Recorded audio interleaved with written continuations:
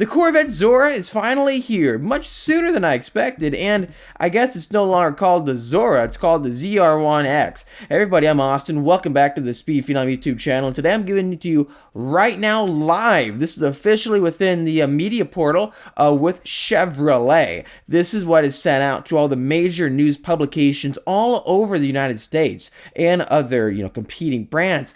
And right here in front of us, we are looking at the new Corvette ZR1X. This is the front three-quarter view of each car, one in Sebring orange tint coat, and the other one with a dark blade silver. Now, obviously, when you first look at this, you're just going to think that's a ZR1, right? The orange car and the silver car. And yeah, that's the point, I suppose. They're supposed to look like ZR1s. The body panels from the ZR1, the E-Ray, all these cars are pretty much unchanged except for that hood, because when you look at the front bumper of the ZR1, Z06, and E-Ray, they're all the exact same. Same with the wide body kit, same with the side intake, same with the rear bumper. Everything is the exact same, except you have that extra intake right there on the boomerang, right here where that little circle is, and then you have that front aero duct.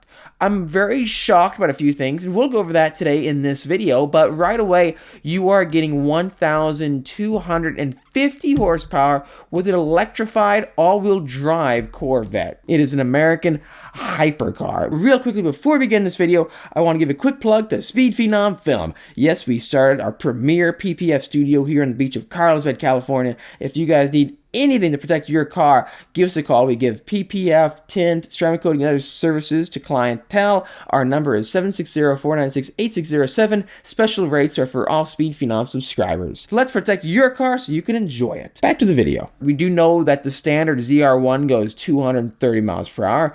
I don't think this is going to go faster, and I'll explain why shortly in this video, so make sure you stay until the end. GM has estimated this car will go 0 to 60 in under 2 seconds and have a quarter mile of under 9 seconds with a track speed over 150 miles per hour. So this thing is going to be faster than pretty much any supercar on the market right now for the quarter mile run.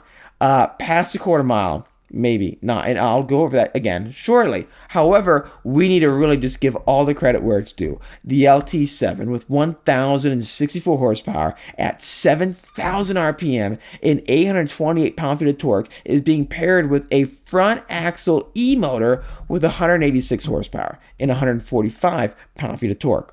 Now, Ken Morris, VP, Senior VP at GM, has said from day one we designed the mid-engine Corvette with the ZR1X in mind. I'm very surprised because ZR1X as a badge, as a designator, isn't what I expected originally years ago. I thought Zora would be such a cool name to give because it gives more of a powerful essence, I would say, than just saying X, because you can go to the Cars and Coffee and say, I have a ZR1.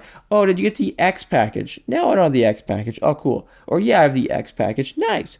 I think for a car that has this much performance, doing some more with a name would have been even more cool, in my opinion. Anyways, moving on from that, the Mana-Turbo exhaust design that combines the manifold and turbocharger housing to get the turbos as close to the exhaust valve as possible, improves throttle response by decreasing time needed to build boost, all that good stuff you get with that LT7, you have the dynamic anti-lag, all that stuff is just really incredible. But we know what the ZR1 does. We know how good it is. When you look at the ZR1X, so we need to look at the benefits. So everything the E-Ray has with the high voltage battery pack, the E-motor driving the front axle, and giving it separate propulsion is all here. There's no physical connection between the two sources of power.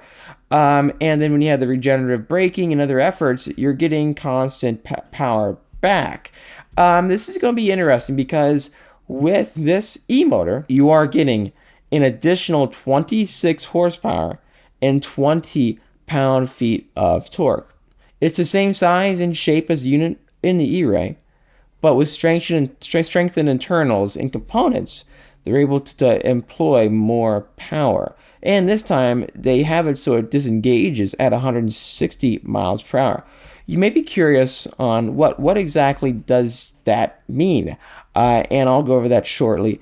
right now after we go over the settings. You do have the standard endurance, qualifying, and push to pass mode, which is basically features designed to make the energy deployment more strategic. So you can have endurance on, which adjusts the battery's energy storage strategy for extended lapping and consistent all-wheel drive output. So that means that you're not getting max power all the time. Qualifying mode gives you optimum power for the ultimate lap time. So it gives you all the e-power right away for a few laps, and then you're going to be running out. Push to pass gives you the power on demand. So on straightaways, you just hit a button and you have max power. Those are pretty cool features. But with PTM Pro mode, which is new for 2026 Corvettes, this is going to add on to that by turning off all traction and stability control, but it remains with regen, brake torque vectoring, front axle pre-control, which basically manages the front brake pressure to enable maximum corner exit, and then you have the launch control always turned on. So you do have a new PTM mode, which is cool. I would say when you look at this car, it makes sense now why they have Alcon 10-piston front brakes and 6-piston rear calipers on 16.5-inch carbon ceramic rotors, the largest diameter rotors ever offered on a Corvette. These carbon rotors, I think I'll guarantee you, in my opinion, will be the most expensive brakes ever on a Chevrolet vehicle. I know that the brakes on my Z06 were out of this world expensive. You can get 1.9 G of deceleration from 180 to 120. That's crazy. I just hope the people who are buying it are going to be able to track it. Like for me, I want one. Does that mean I can get one? I don't know. Because these cars are so hard to get now. It's kind of like getting Rolexes or other like exclusive items where you got to pay the most money humanly possible or imaginable to have the privilege of owning it. So it's a really weird dynamic. You are able to get all the track ZTK performance, so you can get the 1,200 pounds of downforce at top speed and the Cup 2R tires. Anyways, to summarize this new car, they're saying it's an all-day grand tour, so comfortable tour, a straight-line rocket, and a racetrack weapon all in one. And this will be available in both the hardtop and convertible with the new interior.